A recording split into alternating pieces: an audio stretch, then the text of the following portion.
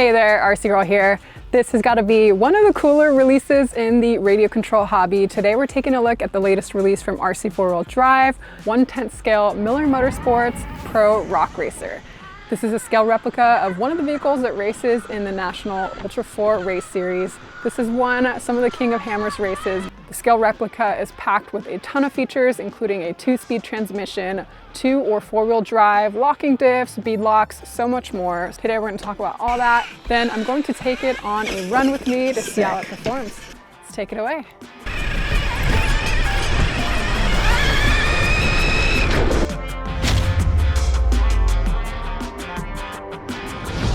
If you guys are new to my channel, welcome. I'm all about helping people grow in the radio control hobby. So if you don't want to miss my next video, make sure to subscribe if you aren't already. Thank you also to my dedicated community of patrons on Patreon for making this video possible. Special thank you to my latest patron, Nick Bartram. All right, let's jump on in. Miller Motorsports is an East Coast-based off-road race team currently competing in the National U4 Race Series, which kicks off every year at the King of Hammers in Johnson Valley, California. If you haven't seen the U4 races, they are absolutely insane. Scaling and descending down sides of mountains, giant rocks, boulders, and slabs, and traversing through desert terrain. So these vehicles are really built to do it all. The new release from RC4WD is a very detailed scale replica of Miller Motorsports team owner Eric Miller's race vehicle, which has won the King of Hammers and national championships multiple times. You can actually buy his pro chassis if you're so inclined in picking up rock racing yourself. Definitely not for the faint of heart. Really cool to see RC4WD adding more options to the rock racer market. There's not a ton out there. Losi makes a couple, Axial makes the Bomber. So it's really cool to see options expanding. King of Hammers has definitely popularized this type of racing class. Here we go. Totally stock, no changes whatsoever. I need to lighten the drag brake a little bit. Looks flat. Always looks flat. Nice. And this is where my base camp tumbled. Nice. Okay, and this is probably where we can switch into our high speed. Nice. Sick.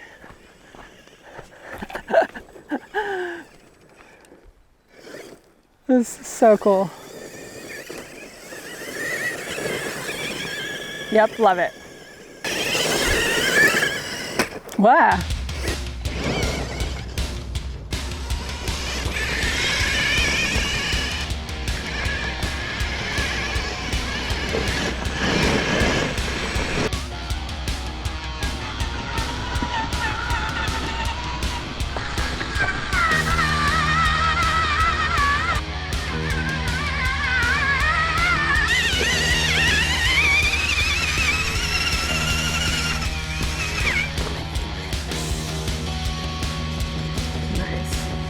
Perfect.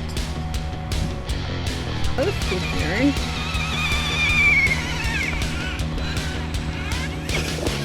Sick.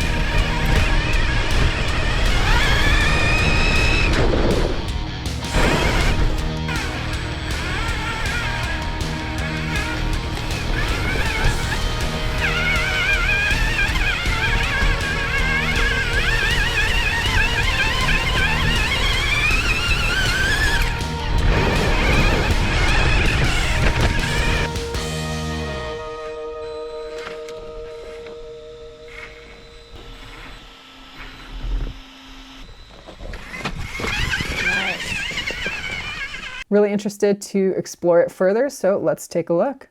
Alrighty, here we go. How freaking sick is this thing? So cool. So these caged buggies are basically a hybrid between a rock crawler and a trophy truck. So they're designed to rip through the desert as well as take on really technical terrain. Eric Miller races one of these himself, and they also sell these to other competitors, so you'll see a couple of these out there. As far as the look of this truck, it is spot on, super mean, looks really aggressive. They did a good job with keeping true to the full scale version. This is everything that comes in the box. So you're gonna get your really awesome rock racer. You're gonna get your 6-channel transmitter here. We'll walk through all the functions in a bit. Also comes with 4 AA batteries for the transmitter. You're gonna get your really nice owner's manual, walks through all the details that you'll need. Really nice exploded views of the parts as well. These all fold out, kind of cool. This thing comes with 4 servos, kind of nuts. We'll talk about our electronics in a second, but we have a programmable ESC. So it walks through the programming tree. Really nice owner's manual there. Also comes with a different decal set. So if you want to do an RC 4-wheel drive livery on your body, you can take off the stock ones. Actually, I really like the look of these, so we're going to keep those on. But you can take off the decals and swap them out to these. We're going to get a plastic molded cage throughout, covered by these Lexan panels here.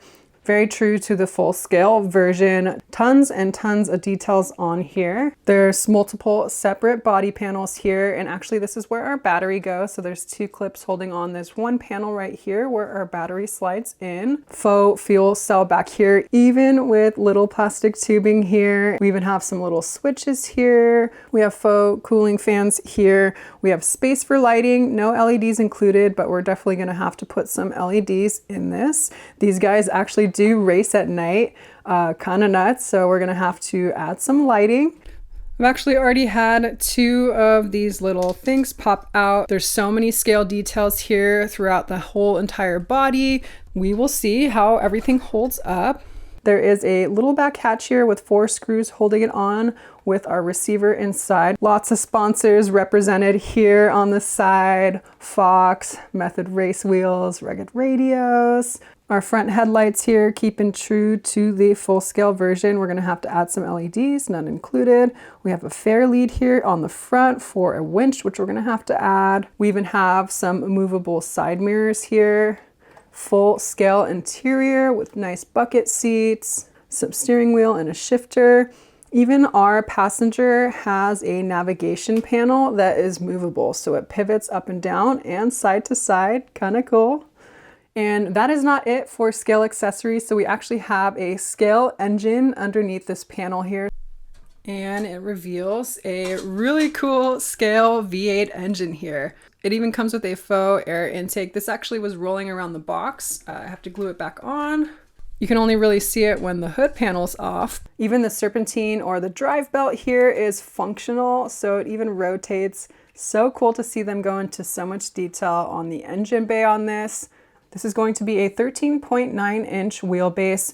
That is just shy of an inch shorter than the Axial Bomber, so it's going to be similar class size to the Bomber. Still got our 2.2 size wheels here. If I was going to be into any kind of racing, it would probably be rock racing. These things are so sick. If you've ever watched King of Hammers, these drivers are insane.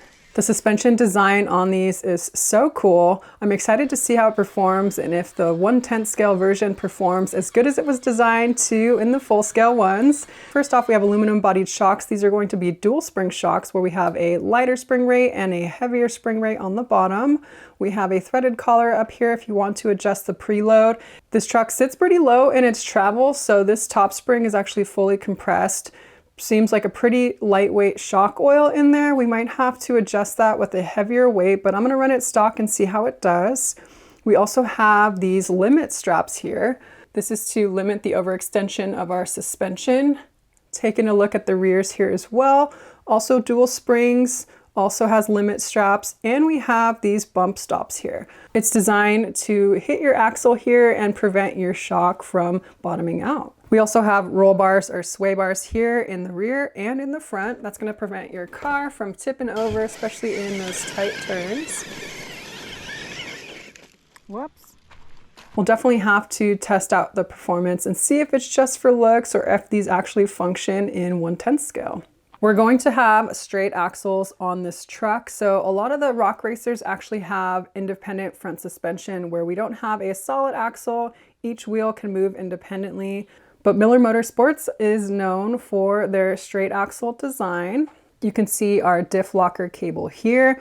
Currently we are in the open diff position. When the cable is engaged, it will lock your diffs. Same thing on the front, we have a diff locker cable right here. Our wheels here are going to be 2.2 sized wheels. These are JD model mud terrains. I don't think that's actually a scaled tire, but these do look like Nitto Trail Grapplers. These are going to have foams in them, and these are beadlocks, so I don't think these are actually vented. So to get them off, you have to take off these 6 screws here, so a little bit of a pain in the butt to take them off. So hopefully if you're running a race, you don't need to take your wheels off quickly. These feel like a medium weight compound as well. We have some Nitto branding here on our sliders, which is basically just a Lexan panel. So I don't know how much of a slider that actually is or how it's going to function. Nice to see metal drive shafts here. Those are probably going to take a beating. So good to see metal options there. We have this plastic panel here. So this isn't hard plastic. This is sort of like a little Lexan type of piece covering the bottom of the truck. Nice and flat here. So hopefully it doesn't get caught up on any features. Taking off our bottom panel here, you can see our transfer case and our transmission. One thing is this truck doesn't look super easy to work on. It seems like a little bit of a chore to access anything. For our battery, we have this little hidden panel here with 2 body clips holding it on, and it reveals your little battery compartment. Comes with an XT60 connector, which is awesome because that's what I run. The biggest size batteries that can fit in here are 155 by 33 by 44 millimeters. We're going to be using a 2200 milliamp 2S LiPo, which is a little bit small for the compartment. You can definitely fit a bigger pack in there, but something like a 5000 milliamp hard pack is gonna be too big. It just doesn't quite fit in there.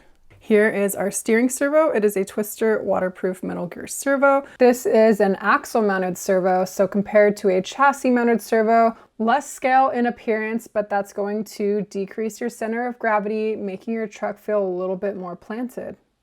Not sure what the specs of this are, but I will put them on the screen if I figure it out. We have a 25 tooth aluminum servo horn. We have metal steering links up front here. For what this buggy is designed to go over, it seems like they are kind of thin links here, but at least they're metal. I know on my Axial Bomber, they come with plastic links. Definitely had to upgrade those out of the box. This comes with a brushless motor ESC combo. Our ESC is hidden here behind our driver and passenger seat, so it's pretty accessible, which is nice. It's 2 or 3S capable. As I mentioned, it comes with an XT60 connector. The ESC has a fan on it. It's also waterproof and it's programmable. So you can use the set button and toggle through a programming tree, which is included in the manual. Lets you change things like your running mode, your drag brake force and your drag brake rate, punch, low voltage cutoff, and more. It's not a censored motor ESC, so I'm interested to see how the startup is. If we get cogging, we'll definitely have to test that out. We have a little waterproof switch here, or on and off switch on the driver's side. Our receiver is accessible back here by removing these 4 screws. And you can see our 6-channel receiver.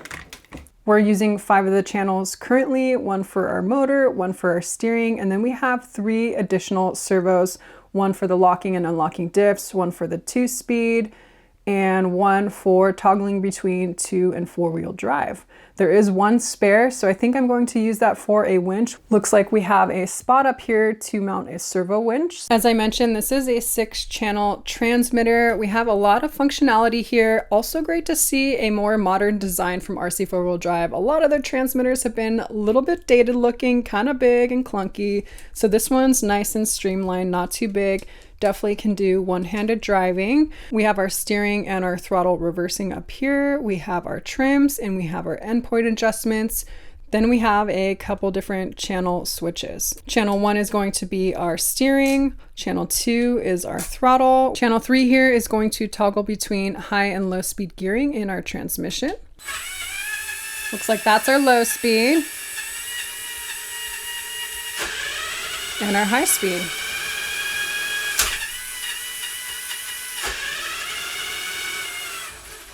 Channel 4 up here is going to toggle between 2 and 4-wheel drive. Here we have rear wheel drive. And then we're going to push it all the way to the left. 4-wheel drive.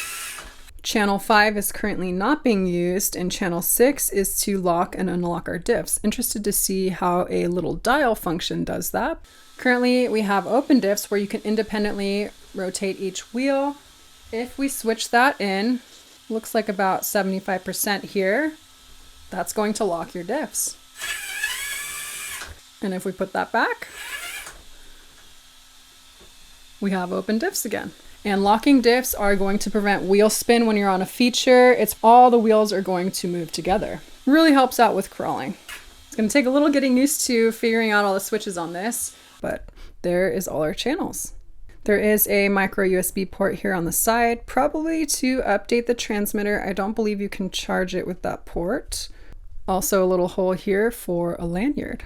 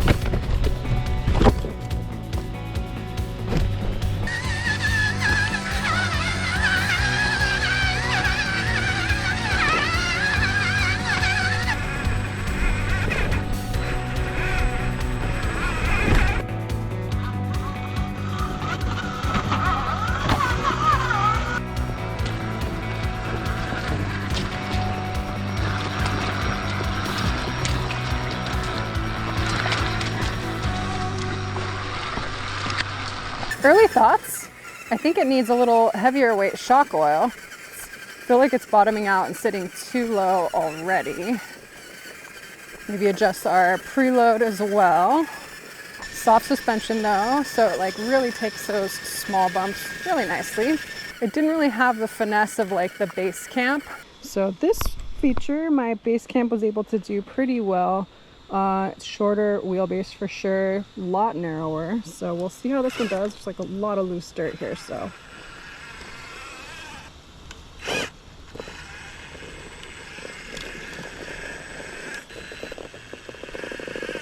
I'm still getting used to the driving style. There's like a lot of functions to remember and when you use them and why. But yeah, our 2-speed gearing is super nice because this is walking speed. This is our low speed. And then our high speed. Whoops. Oh gosh. Wow. This definitely still tips a little bit if you turn too quickly. Yeah, it very much feels like you're driving like a bomber-sized vehicle. Long wheelbase, big tires. Feels nice and stable, very planted. Overall, what are some of the pros and cons with this truck? It is super scale. I think they did a really nice job of emulating the look of the full-size rock racer. For similar trucks in its class with the functionality that you get, for a $499 price tag, to me that is reasonable. Though spending $500 on a truck is still pricey. And while you do get a lot of functions, as I mentioned, it is complex to drive. Would this truck be good for competitive rock racing? Great to get all those features, but that means there are a lot of things that can go wrong out on the trail, and it's also hard to take off your wheels quickly if you were trying to service your truck and work on it during a race. I don't even think I have that tool to take them off. We're gonna have to figure something out there. Just things to be aware of, but if you don't mind putting in the time, learning how your truck is assembled, disassembled, I had a great time driving this truck. So, time to go home. Do a couple modifications, add a winch and some lights, and I'm actually leaving for Yellowstone tomorrow, so I'm going to try and pack this with me on the plane, get some run footage in Yellowstone. So let's head home. And after the full trail run, this actually looks really good. We only lost a little bump stop cap here. Super easy to 3D print one of those, so not too bad. Did lose a body clip, but all in all, it actually held up really nice.